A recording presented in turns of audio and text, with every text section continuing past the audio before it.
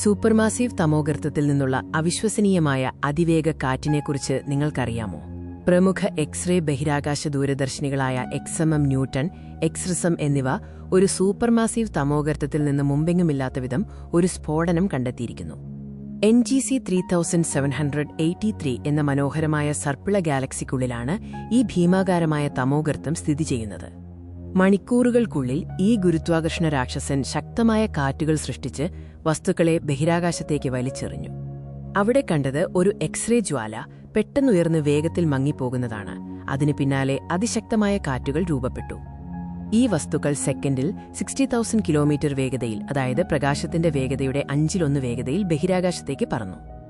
ഈ തമോഗർത്തത്തെ പഠിക്കാനായി ഗവേഷകർ യൂറോപ്യൻ ബഹിരാകാശ ഏജൻസിയുടെ എക്സ്എംഎം ന്യൂട്ടണും XRISM-ഉം ഒരുമിച്ചുപയോഗിച്ചു. ഈ പഠനം ജ്യോതിശാസ്ത്രത്തിലും ജ്യോതിർഭൗതികത്തിലും പ്രസിദ്ധീകരിച്ചിട്ടുണ്ട്. ഇത്രയും വേഗത്തിൽ ഒരു തമോഗർത്തം കാറ്റുകൾ സൃഷ്ടിക്കുന്നത് ഞങ്ങൾ ഇതിനു മുമ്പ് കണ്ടിട്ടില്ലെന്ന് ഗവേഷകർ പറയുന്നു.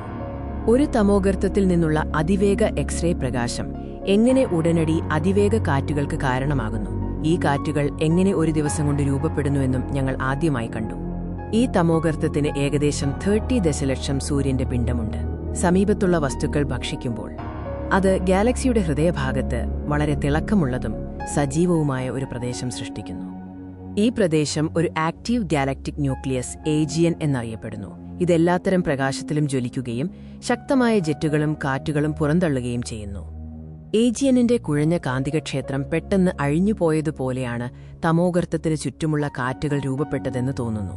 ഇത് സൂര്യനിൽ നിന്ന് പൊട്ടിപ്പുറപ്പെടുന്ന ജ്വാലകൾക്ക് സമാനമാണ്.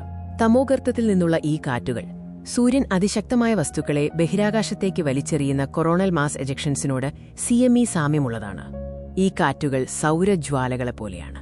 അടുത്തിടെ നവംബർ 11 സൂര്യനിൽ ഒരു തീവ്രമായ ജ്വാലയെ തുടർന്ന് കൊറോണൽ മാസ് എജക്ഷൻ സംഭവിച്ചിരുന്നു. ഈ പഠനം സൂപ്പർമാസീവ് തമോഗർത്തങ്ങൾ ചിലപ്പോൾ നമ്മുടെ സ്വന്തം നക്ഷത്രത്തെപ്പോലെ പ്രവർത്തിക്കുമെന്ന് കാണിക്കുന്നു. ഇത് ഈ നിഗൂഢ വസ്തുക്കളെ അല്പം കുറഞ്ഞ അന്യഗ്രഹ സ്വഭാവമുള്ളവയായി തോന്നിപ്പിക്കുന്നു. നക്ഷത്രങ്ങൾ രൂപപ്പെടുന്നതിലും ഗാലക്സികളുടെ പരിണാമത്തിലും ഈ കണ്ടെത്തലുകൾക്ക് വലിയ പങ്കുണ്ട്.